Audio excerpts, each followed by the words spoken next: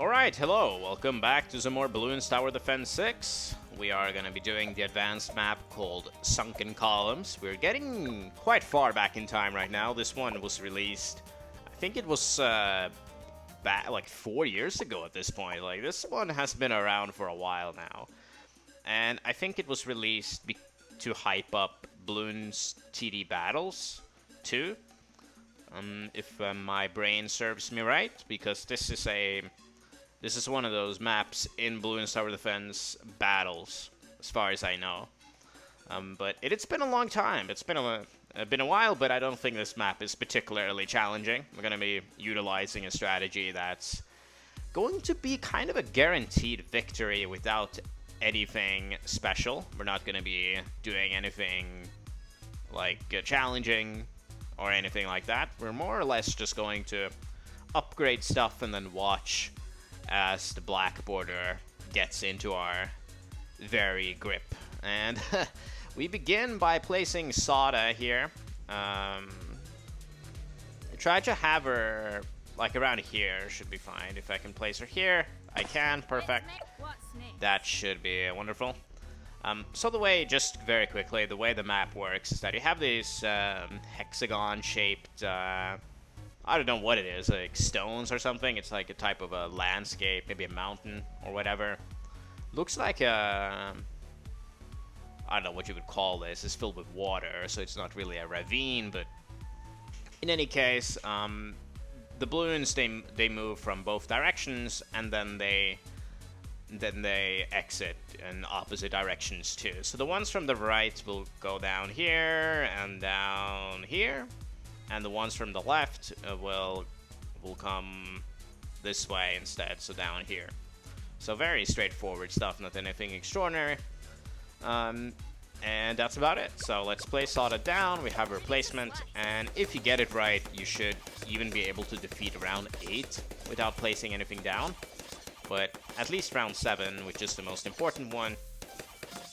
And from there, we are gonna get our sniper for round 8, just to ensure that we don't leak. But just to demonstrate, she can actually survive round 8 as well. So we have a lot of money here to spend in case we need to do so. We're gonna place our first sniper down here. We can have him on first for now, it doesn't really matter. We just place him down right there, and from there we place another one down, and that's about it. We can chill with the snipers for a little bit. So now that we have both of them, I guess we can have one of them on strong, so that would be this guy, I guess, and then the other on first.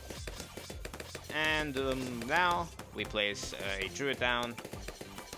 You guys know how much I love the early game druid. This is not going to be an exception. We're gonna get the classic middle path going, just so we get that, because well, why not, you know?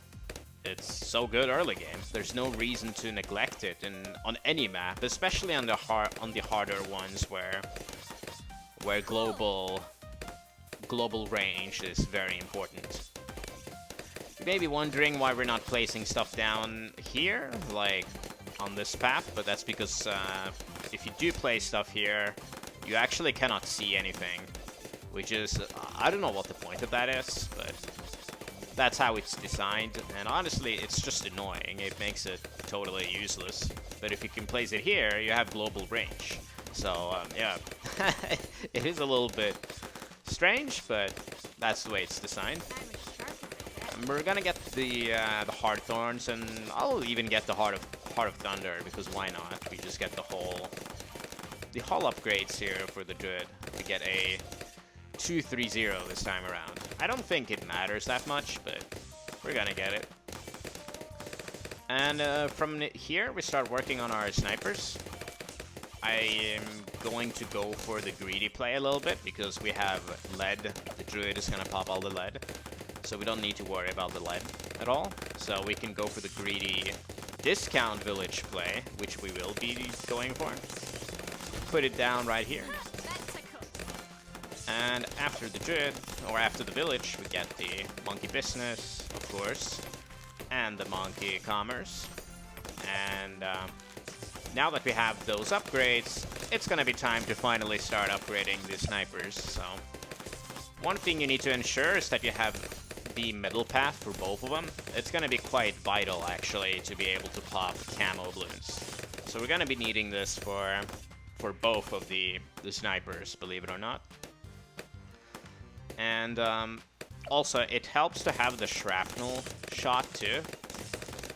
And when you like shoot fast and the balloons pop, you pop like a lot more balloons actually that way. It's a nice upgrade to get the shrapnel shot. And now that we have this, it's time to move on to MOAB popping power. So we are gonna work our way towards the deadly precision, which is going to be doing decent damage to the MOAB that's gonna pop up in just a few rounds here.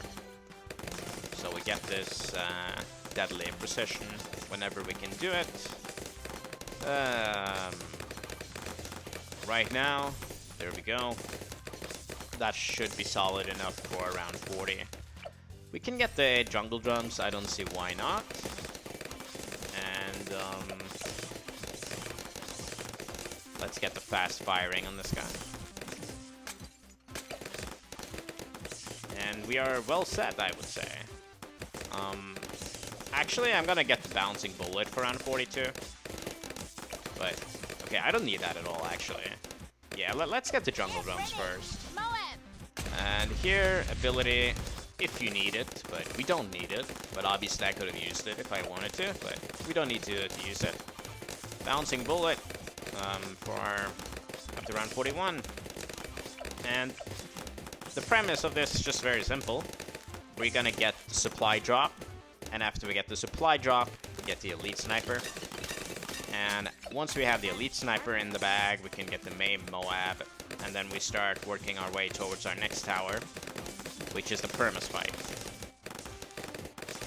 And that's kind of the reason why this is so easy. That it technically has 2 lanes, but you can very conveniently combine those 2 lanes into 1 lane. And I'm gonna show you what I mean by that whenever I place down the spike factory, but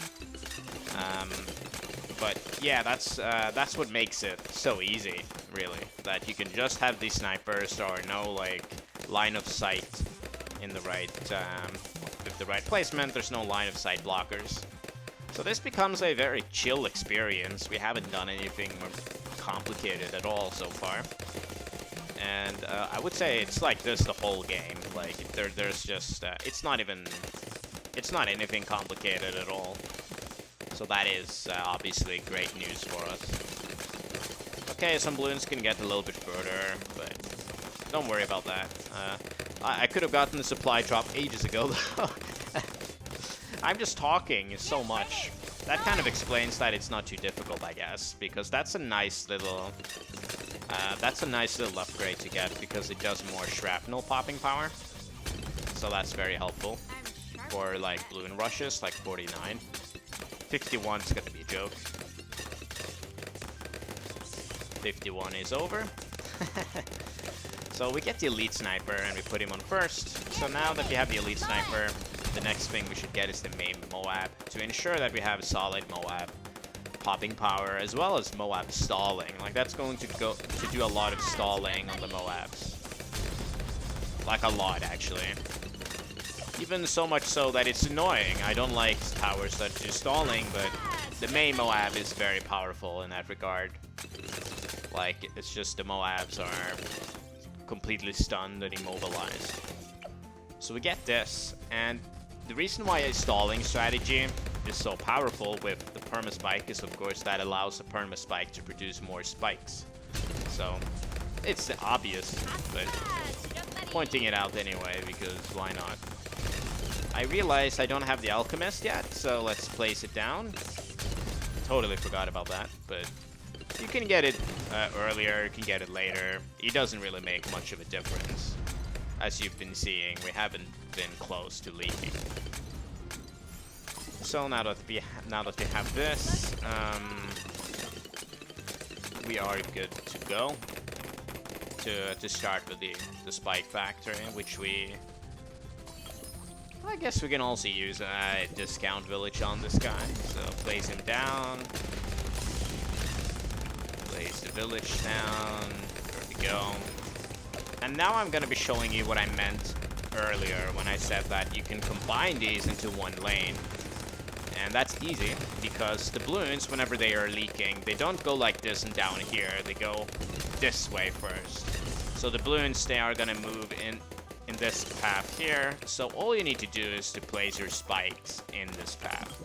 So the easiest thing to do is to just place your spikes right here. They're gonna be sent to this spot specifically. That means that you will have Bloons interacting with this spot from both sides. So that means that you have a pretty set. You have a one lane Perma-Spike, like practically then. So that's nifty. Let me get these upgrades as well as the top half. You could probably get the middle one, but you don't want to play with the fact that you get DDTs and all of a sudden you're very unlucky. It's unlikely, but I like the top half for that reason. It's just much safer to get. And the Spike Factory is gonna do fine anyway. So we have this. We are gonna continue on with the jungle jumps to make it shoot a bit faster, as well as an alchemist to get this, and all of the buffs for this Perma-Spike to more or less set ourselves up perfectly for the late game here. So we get this, get the stronger potion because we're only targeting the Perma-Spike, and then we get the stronger stimulant after. Obviously, you can get the faster throwing if you prefer that. The difference is very tiny. It's not gonna play like it's not gonna change anything on this map at all. As I said, I don't consider this one to be particularly challenging. We are at round 70 and we haven't been remotely close to dying yet. So, and like this is like a first try for me, sort of. I ran through the strategy and now I'm recording. That's pretty much it. And the first time I ran through, I didn't have to do anything crazy in my testing at all. So it is a fairly free map with the right strategy, which is always a good thing. Like, the map is challenging, but certainly way easier than a lot of the other stuff we've been dealing with. Maybe you could say Ancient Portal is easier, but all the other maps we've been doing, like Sunset Gulch, Last Resort, Castle Revenge, Erosion, Dark Path as well. Like, those are all harder than this one, for sure. But I do like some easier advanced maps, like Cornfield and Off the Coast. I'm gonna get a Bloon. Things on round 75 are getting a bit further. I think that is okay. But whenever you see the Bloons getting further, remember that you can always use Sauda's ability to thin out the ranks a little bit. Because whenever you have his Perma-Spike, you want to ensure that as few Bloons as possible touch the spike, because that hurts the pile, and the entire strength of the pile is that it's huge. It's a big pile, right? So you should be spamming the Sauda ability whenever MOABs come, but I'm gonna avoid it just so you can see that you can win without doing that even. Like, you can probably even go AFK once you have the right upgrades. I'm kind of exaggerating a little bit, but you get the point. Like, I feel like I haven't been doing anything special so far. But okay, we can afford it soon in the early 80s, which is fine. Wish we got it earlier, but we had to do some upgrades first. And that's important. You don't want to neglect your upgrades. There's 79. Easy peasy.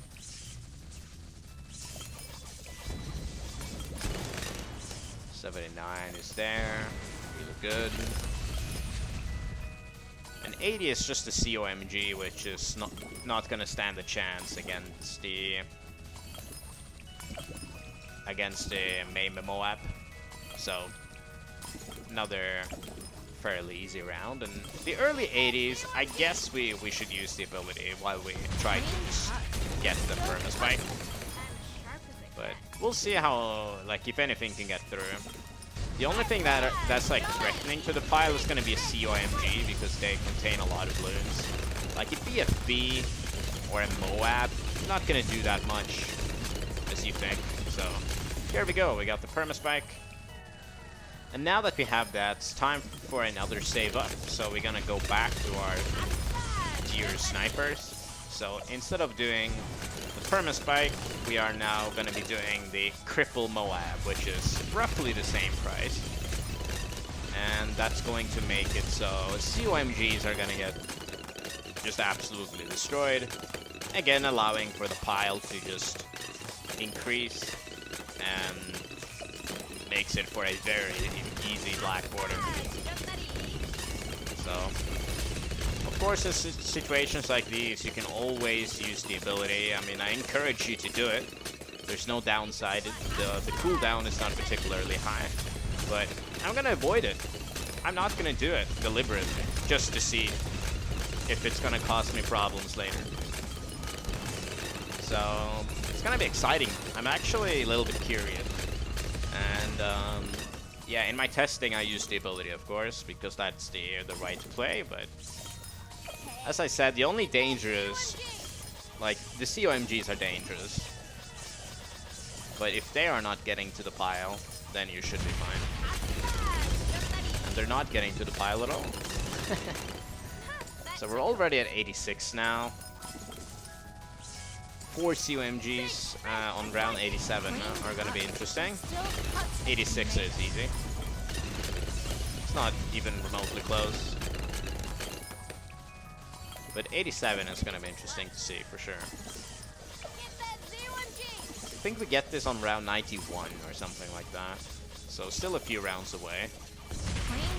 We need a bit more cash in the tank. Okay. Okay, something is hitting the pile, but not too many balloons. Yeah, this is easy as hell. Very nice to have like a clean strategy for once. I feel like I've been so... I mean, I'm pretty happy with some of my recent, or some, like most of my, at least advanced strategies have been very solid, but I'm still dissatisfied with my Midnight Mansion video. But now I'm at least redeeming myself for that. It's not like it was a bad video, but always annoys me whenever I leak very stupidly. But here's 89, and we arrive at the first DDT round. Let's see. They didn't even make it to the pile. So we have a decent amount of pops on these snipers. Quite a few pops. 91. We have some balloons reaching the pile. How many pops do we have? 37k. Well, that's not too much on round 92. Yeah, that's nothing. Some 45, so that's gonna increase the pops a little bit. Not even by 10k, okay. Yeah, we're definitely in the running here. And now, in the running for a black border, that is. And here we get the Cripple MOAB, which is the last major upgrade we need to get. And now that that's been acquired, we only need to go for the usual strats, like a glue gunner. Let's get the glue gunner first. Get the relentless glue. I'll get the first path, because why not? Get the relentless. Get it, please. Please. Okay, there we go. So here's 94. Does 94 stand the chance? I don't think so. 60k on the Spike Factory right now. Very cool. And next up's gonna be the Alchemist. Go for the middle path. faster throwing, strong. And the DDTs do not stand too much of a chance either. So now let's sit back and relax. I haven't used Sauda's ability a single time. Normally I would use it numerous times to prevent all of these MOABs from leaking, but as I said, I'm doing this for you guys, just to make it even easier. But it's not difficult to press a button when you see a few MOABs on the screen. But if you can do it without, more power to you. So hopefully I can impress you guys doing this without using that ability.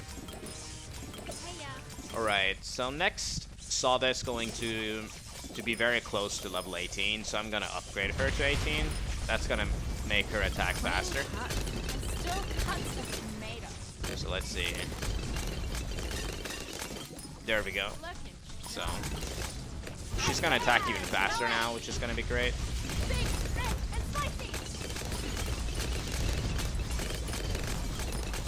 Alright.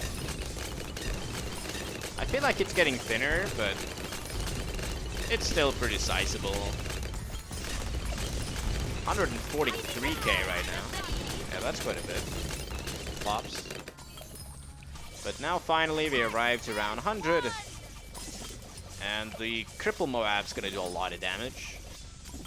You can obviously add we have 25k extra, so you could add like a Spike Storm or whatever you want, but it's not necessary with the Cripple MOAB.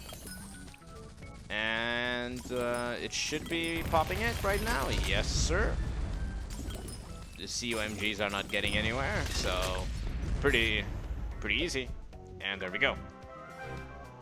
Sunken Columns on CHIMPS. Let's go. Very nice. So the Alchemist, 120k. Wow, okay, that was quite a lot. 91k on the Druid. Almost 400k on Sauda. 163k on the Spike Factory. 750k on the Elite Sniper, and 511k on the Cripple MOAB. So fairly straightforward, nothing too difficult. The snipers are excellent on this map, and combined with the Perma-Spike, which you cannot use for a lot of these towers with several exits and stuff, but for this one, it is the perfect map for it, because you can target it to get to a spot that both of the blue paths reach, right? So very logical, and yeah, I think this is just gonna net you the black border without too much trouble. So that is it. The next one is going to be X Factor, which I am not looking forward to at all. It's one of my least favorite maps in the game. It's also probably the hardest advanced map. It's very difficult. So yeah, I am not looking forward to it. It's gonna be a bit of a pain to get through, but I'm gonna get cracking and end this video. So thanks a lot for watching, and I'll see you then in X Factor. So it's gonna be exciting. Have a great day, and see you then. Bye bye.